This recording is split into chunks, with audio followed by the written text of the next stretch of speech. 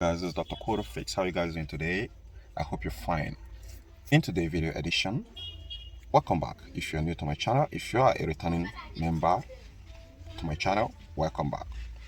In today's video edition, we're going to be talking about 13 to 14 symptoms of a bad valve body. So what is valve body? Valve body is some sort of a mechatronic, electrical, mechanical component that is actually designed to push fluid, transmission fluid from one channel to another.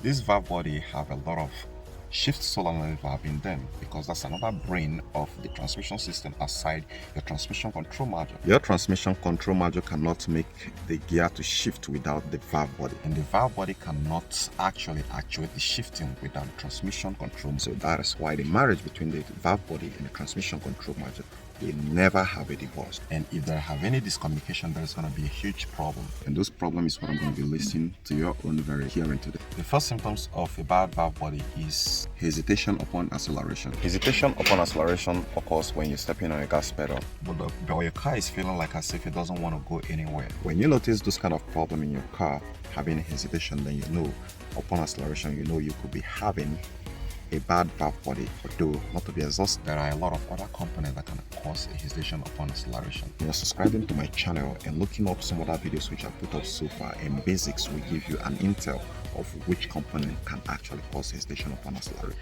The second symptoms of a bad valve body is the car jerks.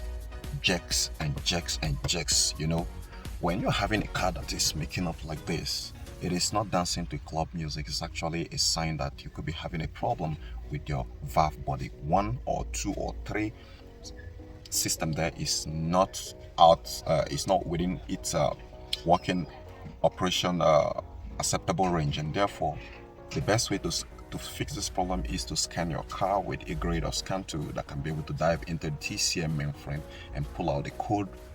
And this can actually come very simply to fix, and sometimes can be very expensive, as the valve body is a very expensive piece. In other words, you should understand that the valve body is the heart of your transmission system. Number 3 symptoms of a bad valve body is a slippage without notification.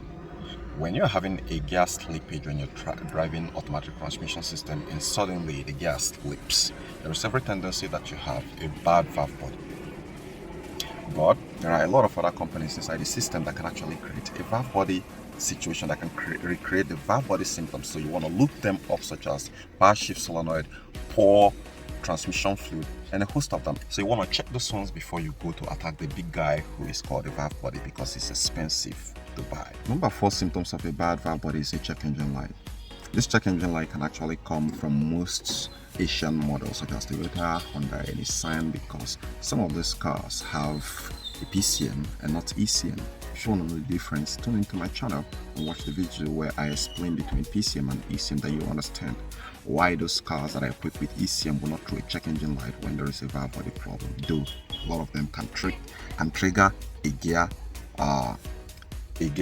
sign or some sort of a gear failure sign. Number 5 symptoms of a bad valve body is car shifting to having problem with shifting to lower gears. Each time you shift to lower gears, the car makes like this, the car jerks each time it's about to shift to lower gears. So when you start having any problem like that, then you should know that you could be having a valve body in your system.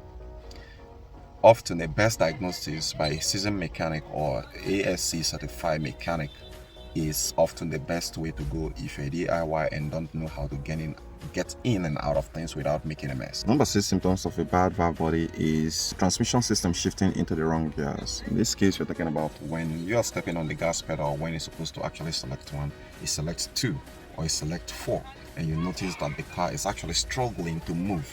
So sometimes when it's on the 4, when it's supposed to actually select 5, it selects 1. You can select any gear randomly. So when you start having any problem of your transmission system selecting gears at random, then there's every tendency that you have a bad valve body. Number 7 symptoms of a bad valve body is a delay in shifting your gear from one gear to another. Delay in shifting can be caused by varieties of things such as a low transmission fluid, bad shift solenoid, and a host of them. And in this case here, it is not out of the woodwork or out of the framework of the valve body, because the valve body is a unity of all shift solenoid. So when your valve body is bad, it's going to make your transmission system to delay before you shift to the next gears. But before doing that, make sure that you check your transmission fluid level and some others. Pull up error code in your car and dive into the transmission mainframe to see if there is any trouble code relating to any valve body thing there. If you find it, then there lies your problem. Number 8 symptoms of a bad valve body is increased RPMs before shifting to the next gear. When you driving your automatic transmission car, when you see it at 2000 RPMs, 2005 RPMs before you shift to next gear, that's good. But when it started going a whole lot of 3000 to 4000 RPM before you shift to the next gear, that is an indicative that you have a bad valve body and you need to resolve it as soon as possible before it damages your entire transmission system. Number 9 symptoms of a bad valve body is transmission system gets stuck in second gear. If your valve body, your solenoid valve, the transmission fluid are doing its job as they're supposed to, there shouldn't be any way where the transmission system is actually stuck in just maybe one gear or four. No matter how you step on the gas pedal, even if you floor it, that you're hearing this sound, still the car is not really moving far. In some cases, not even moving at all, changing gear. So when you start finding those problems in your car, then you could be having a bad valve body. Number 11 symptoms of a bad valve body is transmission light blinking in your dashboard.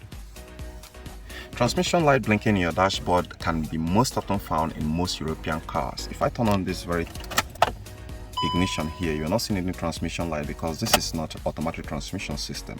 So this is one of those symptoms which an engine or car equipped with ECU is going to throw because it's not PCM. Remember I told you about the one of PCM in the context of this very video. So in this case, most European cars are going to start flashing a gear light on your dashboard when they have a problem with a valve body. Number 12 symptoms of a bad valve body is having issues with shifting to any gear. When driving a car in some certain point and it won't even go into any gear. It seems like as if it's just stuck in neutral, right? No matter how you rev the car, sometimes you get confused and start thinking if you're driving a manual car that is on the neutral, or maybe you forgot to put the shifter in a drive position. But in this case, you've confirmed it and you're actually seeing that it's in a drive, but you're stepping on the gas pedal, but the car doesn't want to shift in any gears. It could actually be caused by a low transmission fluid, bad shift solenoid, and a host of them, electrical issues and electronic issues, faulty transmission control module. So if you find that your car is actually stuck in certain gears, having issues with changing to any gears at all, then you could be having a bad valve body. Number 13 signs of a bad valve body is limp mode. What is limp mode? Limp mode is a way which the manufacturer used to reduce the engine performance to some certain degree, acceptable range, which is not going to harm the entire engine or your transmission system. So because within that point, if the entire engine power is released, it's going to make a whole damage either to the transmission system or to the engine. So the best way possible to keep it safe is to put it in a limp mode until the problem is resolved. So when you have a limp mode, there's a varieties of components, issue, other related factors that can actually cause a limp mode in your car. And in this case, a bad valve body is one of them because it's one of the crucial components that propels your transmission system to make the right shifting and ensure a smooth drivability of your car. Number 14 symptoms of a bad valve body is excessive vibration when the car is engaged to drive.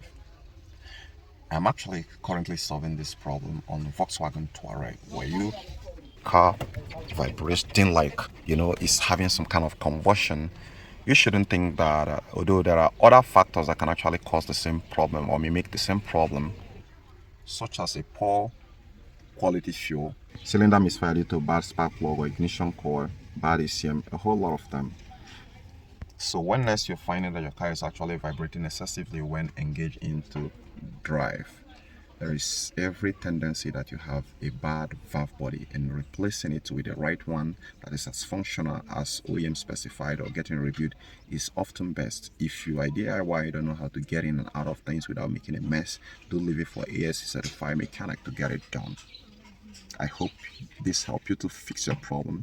If it does, subscribe to my channel and turn on the notification. Even if it doesn't, you still want to subscribe because you might find some other useful information that's going to help you to solve your car problem for free and save you thousands of dollars in repair. Thank you for your time. Catch you later.